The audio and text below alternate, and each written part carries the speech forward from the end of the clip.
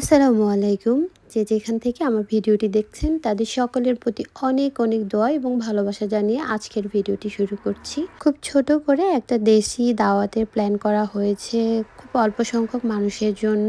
আর এই জন্য আমি কয়েকটা রেসিপি প্ল্যান করেছি যে মোরগ পোলাও রান্না করব, কাবাব করব, আর কোফতা কারি বানাবো, আর গরুর মাংস, দ্যাটস ইট। আর সালাদ তো থাকবেই, ছোটোখাটো আইটেমগুলো তো থাকবেই।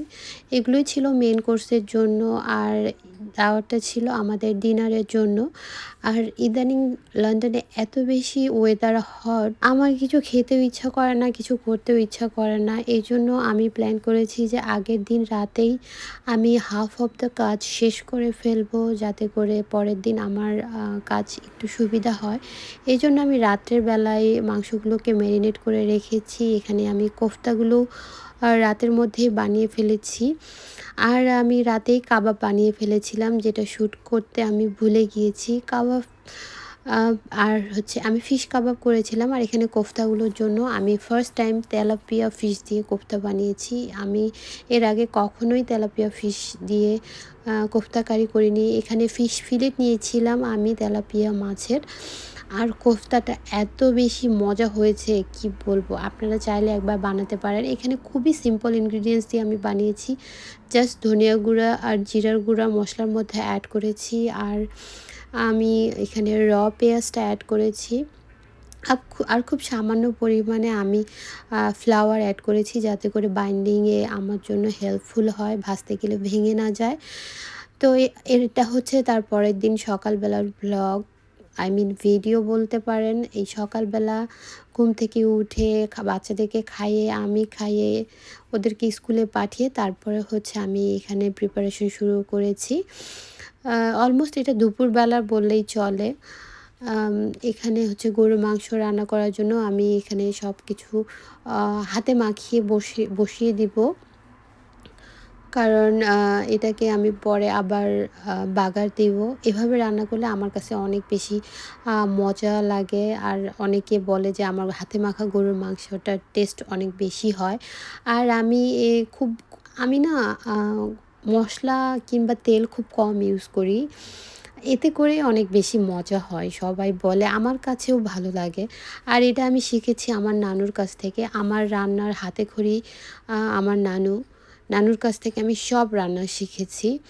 আর নানু অলমোস্ট এভরি রান্নাতেই হাতে মাখিয়ে বসিয়ে দিতেন, এত বেশি মজা হতো।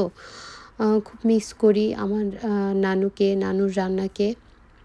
এরপরে এখানে আমি গরুর মাংসটা বসিয়ে দিলাম। তারপরে এখানে আমি আমার চিকেনটা যে ম্যারিনেট করে রেখেছিলাম এটাকে বের করে নিলাম। আর আমি মোরগ পোলাওটা খুবই সিম্পলি রান্না করেছি। এটাতে আমি কোনো তাপঝাপ করি নাই, কোনো এক্সট্রা মশলা অ্যাড করি নাই। বাসায় যা ছিল তাই দিয়ে করেছি। আমি বললাম না যে লন্ডনে এত বেশি টেম্পারেচার হট যে কোনো কিছু কিনতে যাব কিংবা স্পেশাল কিছু বানাবো সেটাও ইচ্ছে করছিল না, টু বি অনেস্ট, এত বেশি হট ওয়েদারে। আর এখানে মোরগ পোলাওটা বানানোর জন্য আমি একটা স্পেশাল মশলা রেডি করে নিলাম। আর এই মশলাটার কারণে পুরো রান্নার টেস্টটা চেঞ্জ হয়ে যায়। আর এখানে আমি বাদাম বাটা দিয়েছি। বাদামটাকে আমি ব্লেন্ড করে নিয়ে আমি হচ্ছে এই কারিটার মধ্যে দিয়ে দিলাম। এরপরে এখানে খুব সিম্পল মশলা অ্যাড করেছি, বাসায় যা ছিল, লাইক ধনিয়ার গুঁড়া, জিরার গুঁড়া আর গরম মশলা। আর আমার মনে হয় যে আমরা অলমোস্ট কম বেশি সবাই এই রান্নাগুলোতে পারদর্শী। তাই এই জন্য হচ্ছে আমি রান্নাটার A to Z দেখালাম না, বাট আপনারা যদি চান তাহলে আমি আলাদা করে ভিডিও বানিয়ে আপনাদেরকে দেখাবো। এই তো আমার রান্নার অলমোস্ট হাফ হয়ে গিয়েছে মোরগ পোলাওয়ের। এরপরে আরেক চুলায় আমি কোফতা বসিয়ে দিয়েছি, কোফতাগুলোকে ভাজতে দিয়েছি। আরেক চুলায় আমি গরুর মাংস বসিয়েছি। সো 3টা চুলায় আমি কাজে লাগিয়েছি। এত বেশি গরম, আমি একটু কুকিংয়ের এখানে আসছিলাম, এগুলো নাড়াচাড়া করে দিয়ে আবার মানে আমি ফ্যানের নিচে যাচ্ছিলাম, এত বেশি হট, আনবিলিভেবল। বাংলাদেশের টেম্পারেচারের সাথে ইউকের টেম্পারেচার যদি আমরা কম্পেয়ার করি, সেই তুলনায় কিন্তু এত গরম পড়ে না। বাট ওই তুলনায় বাংলাদেশের টেম্পারেচারের সাথে আবার ইউকের টেম্পারেচার কম্পেয়ার করলে এখানে প্রচণ্ড গরম লাগে। কারণ আমার কাছে মনে হয় এটা ঠান্ডার দেশ এইজন্য, কারণ আমরা তো বেশিরভাগ সময় কোল্ডে থাকি। সো একটু গরম পড়লে মনে হয় অনেক বেশি গরম লাগে।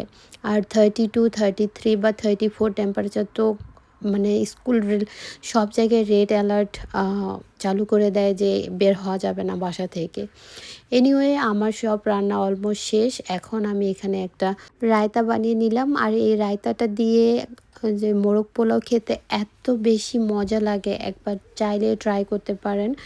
বাংলাদেশে কখনো আমি রায়তা দিয়ে কখনো মোরগ পোলাও কিংবা বিরিয়ানি খাইনি, বাট এই দেশে ট্রাই করেছি, অনেক ইয়াম্মি। এরপরে আমি ড্রিঙ্কস হিসেবে সার্ভ করব কোকোনাট ওয়াটার, কারণ যেহেতু গরম বেশি আর কোকোনাট ওয়াটারটা অ্যাড করলে ফার্স্টে তারা আসলে আমি কোকোনাট ওয়াটারটাই দিব। এতে করে তাদের ফুলফিলিং মনে হবে, এনার্জেটিক মনে হবে। আর ডেজার্টের জন্য আমি রেখেছি এখানে শাহি টুকরা। আর এখানে এটা আমি ম্যাঙ্গো শাহি টুকরা বানিয়েছি, অনেক মজাদার ছিল।